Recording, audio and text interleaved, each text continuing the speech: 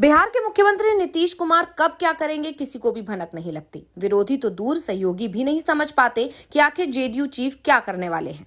सोचिए जरा, अभी कुछ ही दिन पहले जिस नेता के घर पर जांच एजेंसी एनआईए की रेड पड़ी हो, बीजेपी के दिग्गज नेताओं की तरफ से बयान आए हो कि देशद्रोही लोग हैं, उन्हें जेल में होना चाहिए। एनडीए पूरे 19 घंटों तक जिसके खिलाफ छापेमारी कार्रवाई करती है, छापे में लगभग 4.5 करोड़ कैश और 10 हथियार भी बरामद किए जाते हैं। नक्सलवादियों से जिसका संबंध बताया जाता है, अचानक ही पता चलता है कि बीजेपी के दिग्गज नेता अब उसके लिए वोट मांगने की तैयारी कर रहे हैं।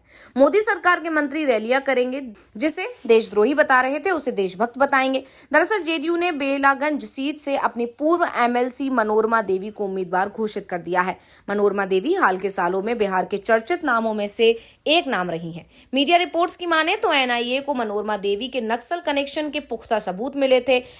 ऐसे में सवाल उठता है कि आखिर जेडीयू ने ऐसे दागी चेहरों को उम्मीदवार क्यों बनाया। अगर मनोरमा देवी जिताऊ उम्मीदवार हैं, तो क्या जेडीयू के पास कोई दूसरा उम्मीदवार बेलागंज सीट से के लिए नहीं मिल रहा था? क्या जीत हासिल करने के लिए नीतीश कुमार अपने उसूलों से समझौता कर रहे हैं? बेलागंज के पूर्व एमएलए और मौजूदा जहानाबाद से आरजेडी सांसद सुरेंद्र यादव से मुकाबला करने के लिए मनोरमा देवी के टिकट मिला है। मनोरमा देवी को उम्मीदवार बनाना नीतीश की मजबूरी है या फिर जेडीयू का बिहार में सिमटता जनाधार एक कारण है। दरअसल पहले चर्चा चल रही थी कि जेडीयू बेलागंज से जेडीयू मनोरमा देवी के बेटे रॉकी यादव को प्रत्याशी बनाया जा सकता है, लेकिन इस बीच एनआईए की रेड हो गई तो बेटे की जगह मां को जेडीयू ने प्रत्याशी बना दिया।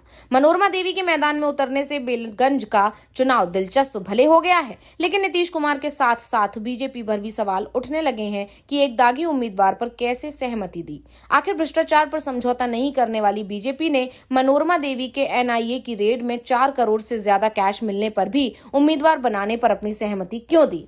दरअसल इसके पीछे सवाल चुनावी जीत का है। लोकसभा चुनाव में एनडीए के हाथ से बिहार में 9 सीटें फिसल गई थी। इंडिया गठबंधन को 2019 में सिर्फ 1 सीट मिली थी, जो बढ़कर 10 हो गई।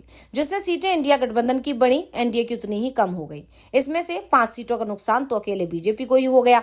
ऐसे में बीजेपी विधानसभा उपचुनाव में कोई रिस्क लेने को तैयार नहीं है और इसी के चलते मनोरमा देवी के नाम पर वो तैयार हो गई।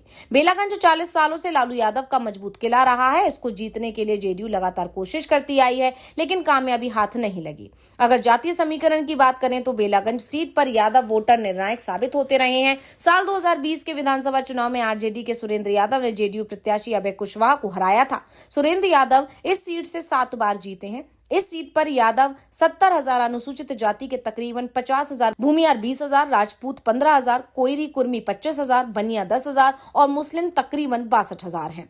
आरजेडी एम/बाई समीकरण की वजह से इस सीट पर लगातार जीतती रही है। इस बार जेडीयू ने यादव कैंडिडेट उतारकर यादव वोट बैंक में सेंधमारी कर जीत हासिल करने का ख्वाब देख लिया है।